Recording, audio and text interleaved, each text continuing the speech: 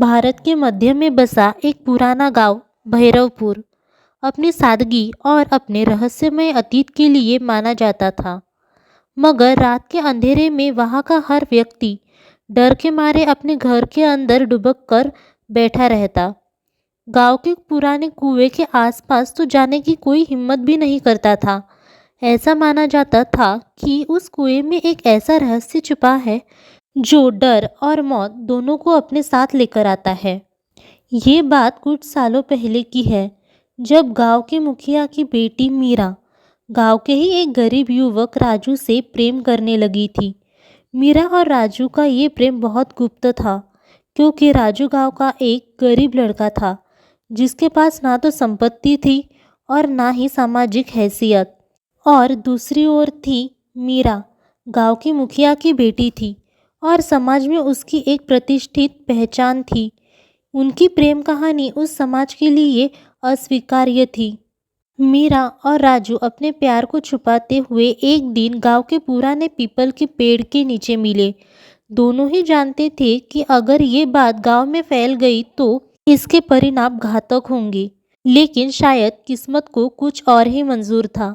एक दिन गांव के कुछ लोगों ने उन्हें साथ देख लिया और ये खबर मुखिया तक पहुंच गई। मुखिया ने इस बात को बर्दाश्त नहीं किया। उसके लिए ये उसकी प्रतिष्ठा और मान सम्मान का सवाल था। उसने तुरंत मीरा और राजू को एक भयंकर साजिश के तहत खत्म करने की ठान ली। उसने ये सोच लिया था कि अगर ये प्रेम कहानी समाज के सामने आई तो उसका सम्मान मिट्टी में मिल जाएगा। उसने अपने आदमियों को बुलाया और उस रात मीरा और राजू को गांव के सबसे बड़े कुएं के पास बुलवाया। रात के अंधेरे में जब सब लोग सो रहे थे, मुखिया के आदमियों ने मीरा और राजू को पकड़ लिया। मुखिया ने उन्हें वहीं पर फटफटाते हुए कहा, तुम दोनों ने मेरी इज्जत और मान को मिट्टी में मिलाने की हिम्मत कैसे की? तुम्हारा यही हश्र होना चाहिए। मीरा और राजू गिड़गिड़ाते रहे, लेकिन मुखिया का दिल पत्थर का हो चुका था। अपनी बेटी मीरा और उसके प्रेमी राजू को निर्दयता से उसी कुएं में धकेल दिया। मुखिया ने गांव वालों से ये झूठ बोल दिया कि मीरा और राजू ने आत्महत्या कर ली। उसने पूरे गांव को ये कहकर गुमराह कर दिया कि दोनों प्रेमी समाज के तानों से परेशान होकर अपनी जान ले बैठे। गांव वालों ने इस घटना को मान लिया और धीरे धीरे उस रात की घटना को भूल गए। कुछ समय बीत गया, मगर उस कुएं में कुछ अजीब सा होने लगा।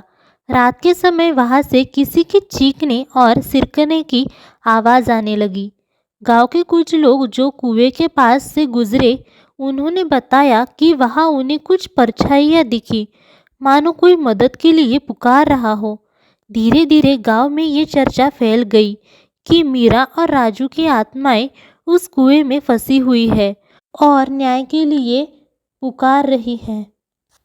कुछ सालों बाद गांव में एक बड़ा समारोह आयोजित हुआ, जहां शहर से कई लोग आए थे। उनमें से युवक आदित्य भी था। आदित्य को इन भूत प्रेत की कहानियों पर बिल्कुल विश्वास नहीं था। उसे लगा कि ये सिर्फ गांव वालों की अंधविश्वास की बातें हैं। आदित्य ने सोच लिया कि वो इस रहस्य का पता लगाएगा। रात के अंधेरे में जब सब लोग सो रहे थे, आदित्य अकेले ही उस कुएं की ओर जाने का फैसला किया। उसे इस बात का एहसास नहीं था कि वो अपनी जिंदगी के सबसे भयानक अनुभव का सामना करने जा रहा है। आदित्य जब कुएं के पास पहुंचा तो उसने देखा कि वहां की हवा अचानक ठंडी हो गई थी। आसपास एक सन्नाटा था, लेकिन वो अजीब सा भारीपन महसूस कर सकता था। जैसे ही उसने कुएं में झांकने की कोशिश की, अचानक उसे किसी की सिसकियां सुनाई दी। उसकी रूह कांप गई। कुएं में झांकते ही उसने देखा कि वह पानी में एक अजीब सी परछाई उभर रही है। वो परछाई धीरे धीरे स्पष्ट होती जा रही थी। उसने देखा कि वो मीरा की चेहरा दिख रहा था। उसकी आंखों में दर्द और आंसू थे जो आदित्य को गहरी सिरहन में डुबो चुके थे। मीरा की आत्मा ने धीरे से फुसफुसाते हुए कहा, हमें न्याय चाहिए, हमारे साथ बहुत अन्याय हुआ है। आदित्य का दिल तेजी से धड़कने लगा। वो कुछ बोल भी नहीं पा रहा था। उसे महसूस हुआ कि एक परछाई, जो शायद राजू की थी, धीरे धीरे कुएं के किनारे की ओर बढ़ रही है।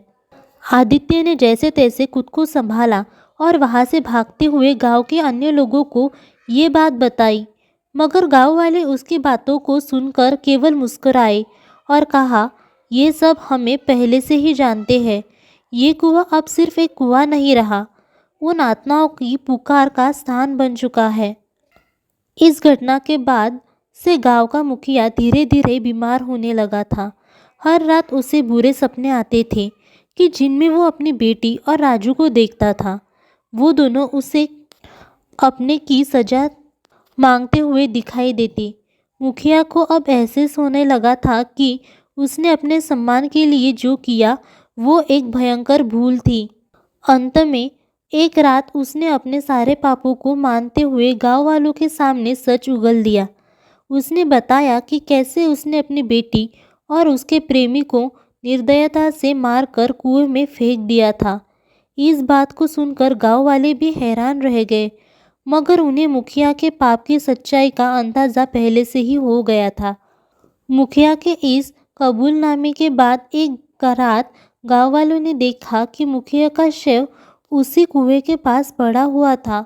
उसका चेहरा भयानक भय से विकृत हो चुका था, जैसे उसने कुछ बहुत ही डरावना देख लिया हो।